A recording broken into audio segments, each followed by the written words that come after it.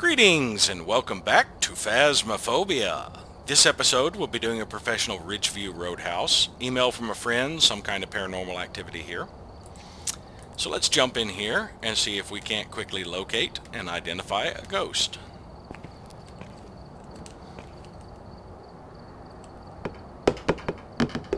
Huh. Oh, no, I only got it on the first try. I didn't get my angle quite right. So yeah, last episode I lost a lot of equipment, but like I showed at the end of that video, it's easily replaceable. So yeah, there isn't really much of a reason to avoid or to be afraid of dying in this game. It's not as big of a setback as it appears, and if I had the foresight to have clicked in the ghost type that we had in that last one, I still would have gotten something back from it. Now, being unprofessional, I wouldn't have gotten insurance for the stuff I lost. And prepare accordingly before starting the investigation. I've also written some notes on the whiteboard if you need them. Nothing to report, but it looks like whoever was here left in a hurry. Nothing to report means no modifiers. Whoever was here left in a hurry means this ghost is a stalker. It has a higher chance of following me around. Alright, prevent hunting with a crucifix, escape a ghost during a hunt, find evidence of the paranormal with an EMF reader. Michael Garcia. Breakers in the garage. Alright, EMF reader and photo camera. And we'll hop in here, do a little search for a bone. Now, one thing about dying is you get half the payout of the mission for any completed objectives. And you do not get the difficulty multiplier.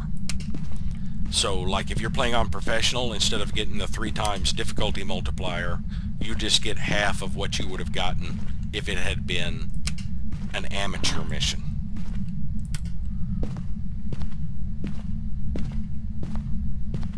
And I heard a heavy footstep near me, I think around the kitchen. Can you give us a sign? Okay, your last name was Garcia. What the hell was your first name? Maria? Was it Maria Garcia?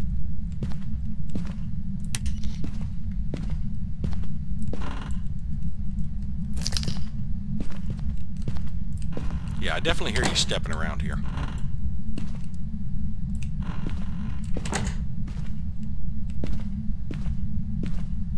Can you give us a sign?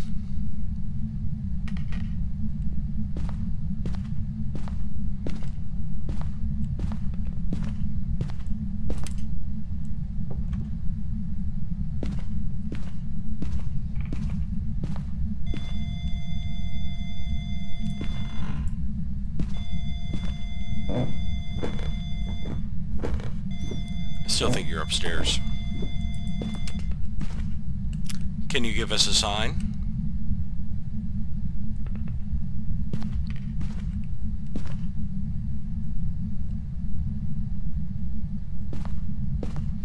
I'll go downstairs, see if I see my breath.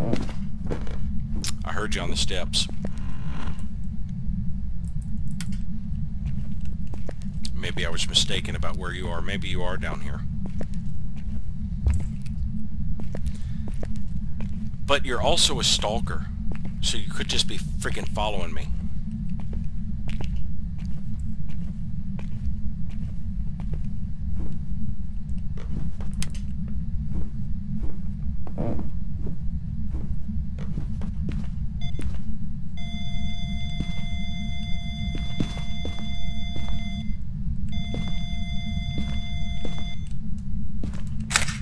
There's an EMF signature somewhere around there. Did I get a photo of an interaction? Yes, 2-star photo of it. Alright, I think you're here.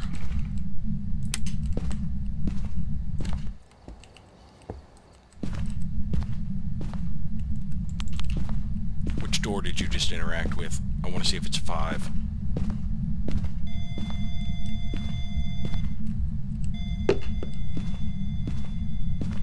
Yeah, I think you're around the kitchen or that hallway. Then again, it is a stalker. So it could just be down there because I was down there, and its actual favorite room could be elsewhere. Now, the original noise I heard that made me think of the ghost in the vicinity actually sounded like it was on another floor. So the basement could be its room. So I am probably going to have to bring in multiple cameras. Until I get another piece of evidence that makes me think it's its room. Like that. I wasn't even in here when you did that.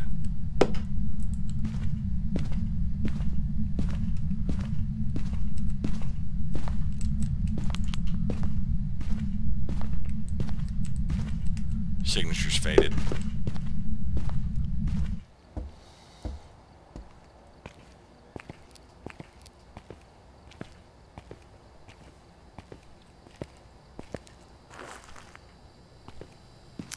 So let's start by checking our video camera. Yeah, I'm going to have to kill the lights. There's a possibility of ghost orb in the areas that are too bright. No, nope, I don't need to kill the lights at all. I just saw a ghost orb right there. And then again over near the fridge. So we do have a ghost orb, and our ghost is in the kitchen. So I don't need multiple cameras. What I need is a book. And then I need to check for fingerprints after I put the book on the kitchen island. And I'll put the EMF reader on the kitchen island if I didn't toss it there already. I did. Because there's stuff up here it can throw. So now we'll sweep for fingerprints. It hasn't really interacted with light switches too much, but it has touched doors. And it doesn't have to open or close the doors or turn the light switches on or off to leave fingerprints.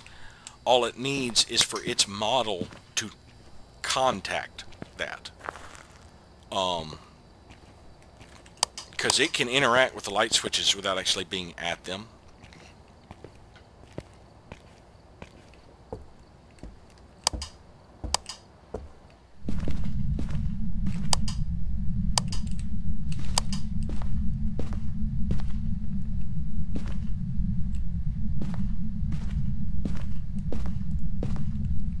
When it does things like window knocking and door knocking, that's when it really leaves the fingerprints. Those interactions, regardless of where the model is, I believe, have a chance, or are almost guaranteed to leave fingerprints. But I don't think you're a fingerprint ghost. I'm not seeing anything to persuade me you're a fingerprint ghost.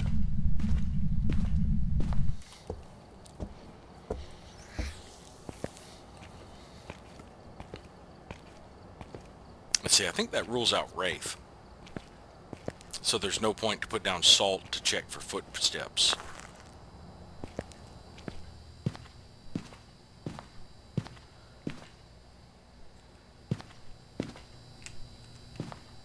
I think apart from you dropping the temperature or me getting an EMF 5 or you writing in the book, this is the only piece of evidence I still need to bring in. And there's no sound until you get into the building now.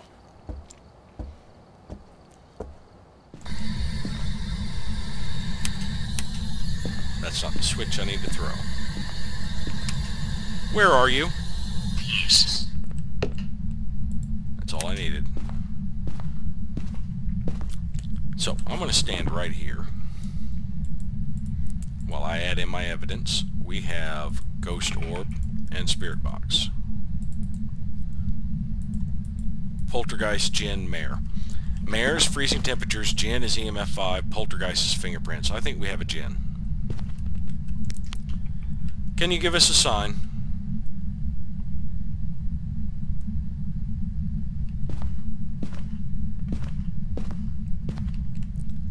Show yourself.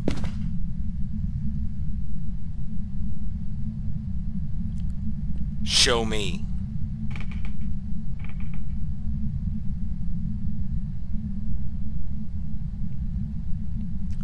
Give us a sign.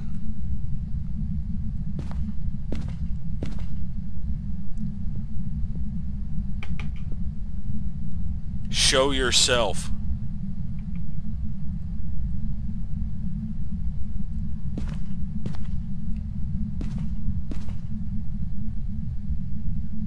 Alright, let me go outside. There's another way to tell if it's a djinn. My sanity was, I believe, upper 80s. Djinn's ability can drop your sanity 25 points. No, I'm still upper 80s, low 90s. So, it hasn't used its ability.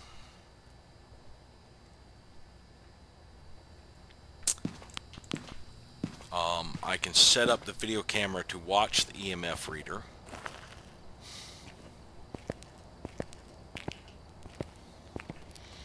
And like I said, a good place to put it is on the kitchen island. There's stuff there it can toss around. Seriously, you tried to do something with the door?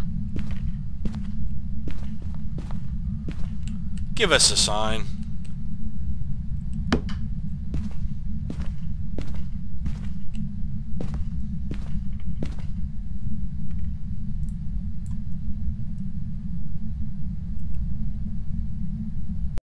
Book's not a possibility. What else? Freezing temperatures. Okay, I can bring in the thermometer and it'll give me an idea whether the temperatures are going to get to freezing. And while I'm at it, that will give me the opportunity. Michael. Oh, I thought it was a woman. No wonder he wasn't doing anything. I knew the last name was Garcia. I was thinking the first name was like Maria. At least I had the what letter it started with correct.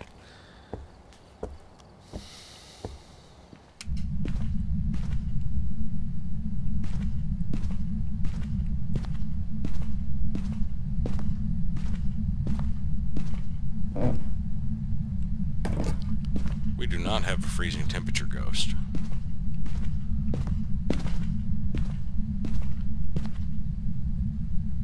Oh, we do. This is freezing temperature. We have a mare. No wonder you're not very active. I had the lights on. Alright, there we have it.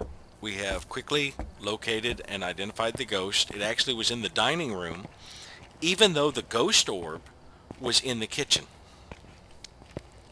The kitchen's temperature was still nominal. It was only the dining room that was freezing. So that gives us our last bit of evidence, which gives us a mare. We only got one picture, but let's go ahead and end this.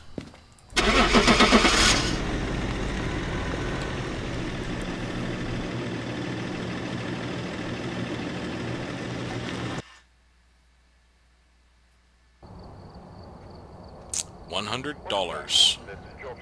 Because we got the objective, only one optional, only one decent photo, and $10 in insurance. Everything but the $10 in insurance is multiplied by the difficulty, so that's 90 plus 10. Still got us a level. We were only in the dark for less than 90 seconds, only in the ghost room for 27 seconds, because we had the room wrong. We spent 6.5 minutes to collect evidence, that's all. Alrighty, well, thank you all for watching, and we'll see you next time.